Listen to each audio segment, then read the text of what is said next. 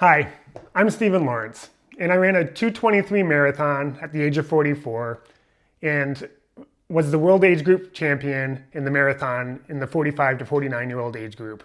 The last couple of years, I've won my age group at the Boston Marathon. In this video, I'm just going to answer a couple questions related to some of the daily supplements I use and some of the carb intake I use around my workouts. I'll also touch briefly on some performance enhancers or ergogenic aids that I've tried or considered trying. All right, so the first thing, let's just talk about what supplements I take on a daily basis. Honestly, it's nothing too exciting, but I take a vitamin C. Largely, I use that to enhance the daily iron I take. Vitamin C helps the iron to get absorbed better. I take these at night. I kind of alternate between a couple different iron supplements. I actually recently had a physical, and there's actually been a downward trend in some of my blood counts. So I will probably reevaluate if my supplement is working properly. I take a turmeric as well. And in terms of other items, I typically do a mixture of psyllium husks with whey protein. I quite often will have this either in the morning and at night.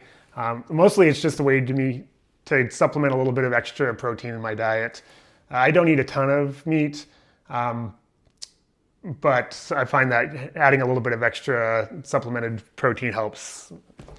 Other thing I take each day is collagen. I do a scoop of collagen, which is 20 grams each. I do this in the morning, actually, mostly just out of habit.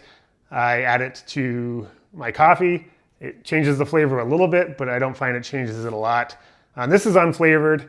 It has more than anything, it adds a little bit of a slimy texture to your coffee. I don't mind it too much. I'm primarily taking the collagen for my Achilles.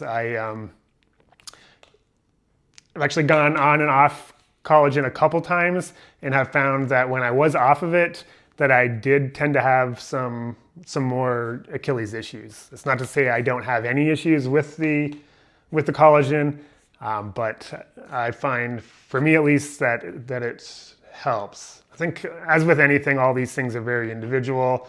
None of this is a recommendation for you. It's just someone asked what I did, so this is what I do. And so in terms of daily stuff, that's kind of my regimen. Nothing too crazy. But yeah, that's it. So as far as carbs go, I kind of break this into a couple categories. On my normal easy days, I'm not too regimented on that. To be honest, I would say most mornings, I just have my coffee. Like I mentioned, I have the collagen with the coffee. There's no carbs in there. So it's typically, I haven't really eaten any carbs since the night before. If I'm feeling hungry, I don't mind having a banana. Typically I'll have a banana or even just a half a banana before my run. I can get away with my easy runs, just eating it right beforehand. It doesn't seem to bother me. But that's kind of a relatively new development thing.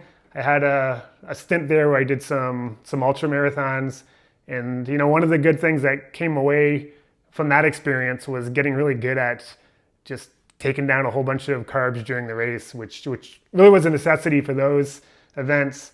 It's not as big of a deal to be able to do that for some of the shorter, faster stuff, even the marathon. But also I'll have a banana beforehand. For my workouts, as you've seen, if you follow along on the channel, I do a lot of my workouts on the treadmill, and so for that, I'll have some sugar, either in the form of just Gatorade or the Grew Octane. I like both of these. I think the Grew Octane is probably costs 4 or 5 times as much, and I like the flavors maybe a little bit better on that, but I find they both work pretty well.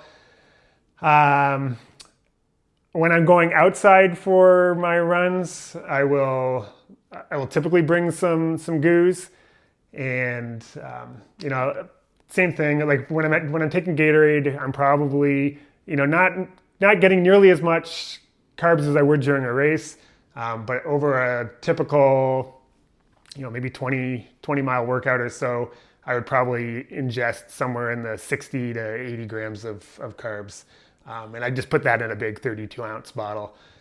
If I'm out on the roads, I'll try to get something in the same ballpark, maybe pack 3 or 4 goos with me. Quite often, I'll have Ellie, my dog, with me. And if I'm going to go for like a 20-ish miler, I don't usually bring her for the whole thing. She probably would be okay. I just worry about her getting injured. So I usually limit her runs to like 16 miles, and which means I'm coming back to the house after about 16 miles. And we'll usually pick up some Gatorade or something like that at the 16-mile mark, and then go back out. So sometimes it's a little bit of a split between having gels and some Gatorade back at home. After the runs, I think one of the question was like, are you really regimented about eating right away? I'm usually pretty good about it. Will typically just pour myself a big bowl of cereal, slice up a banana in it, and maybe some almonds or pecans in there, and or alternatively just like some toast with peanut butter or almond butter and some jam, just to get things to get carbs back into the system. Let's see. Yeah, so in terms of my daily or weekly carb routine, that's pretty much it. I think having a separate discussion for like pre-race carb or during race carb intake, I think that just warrants a different discussion. I'll plan to do a separate video for that. I'm currently 7 weeks out from my key marathon, which is Boston. So if you're on a similar timeline, then probably a month out or so, I'll plan on doing a video just dedicated specifically to that. Okay. The other part of the question was if I used any ketones or creatine. I don't think it's specifically asked around bicarb, but I know a lot of people have asked about that, and there's some questions about how that works for the marathon. Let me start with the first one. So ketones, I've never tried. Don't have anything against it. I don't think I really know enough about it.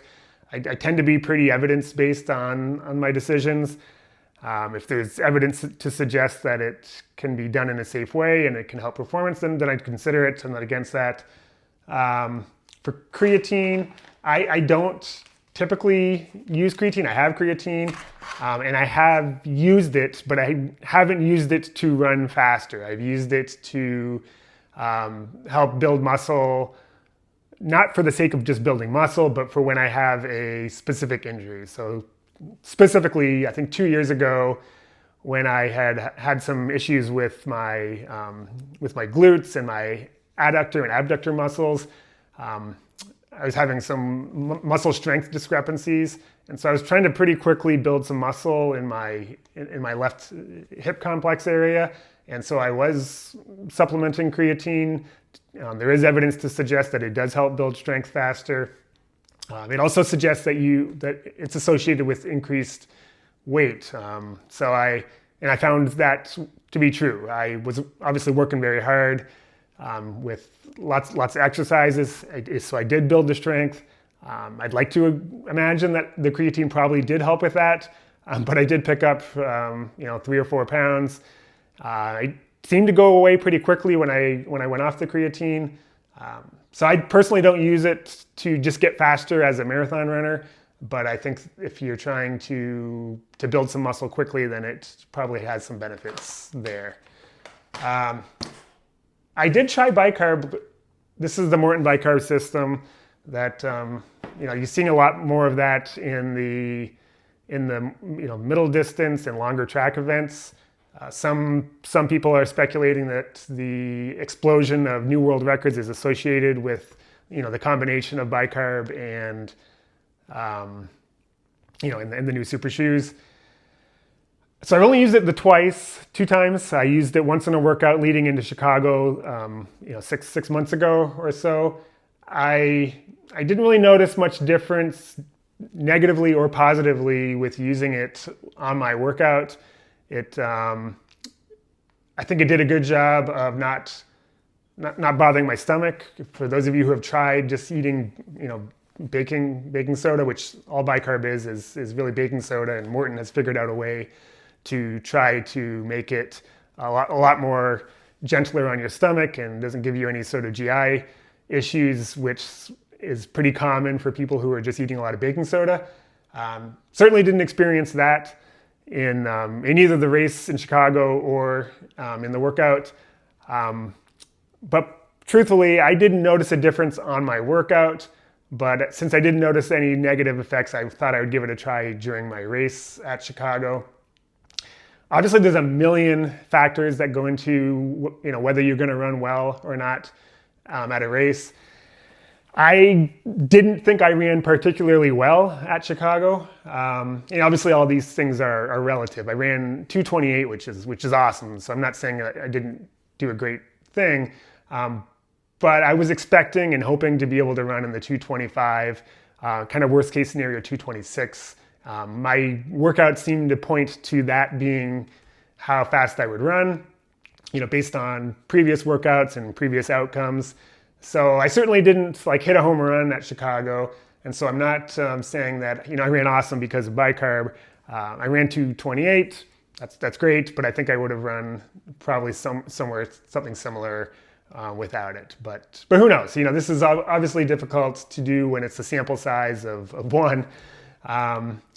And I think that's part of the problem with bicarb, especially in long endurance events. There's just not any evidence out there yet to suggest that it either works or doesn't work. So my guess is if I were to watch this video again 2 years from now, something could be very, very different. But on my one try, I didn't find that it helped. But like I said, I also don't think it really hurt my performance either. Hopefully this was helpful. Again, I'm not advocating any of this stuff. This is just some of the stuff that I do and that has worked for me. So thanks.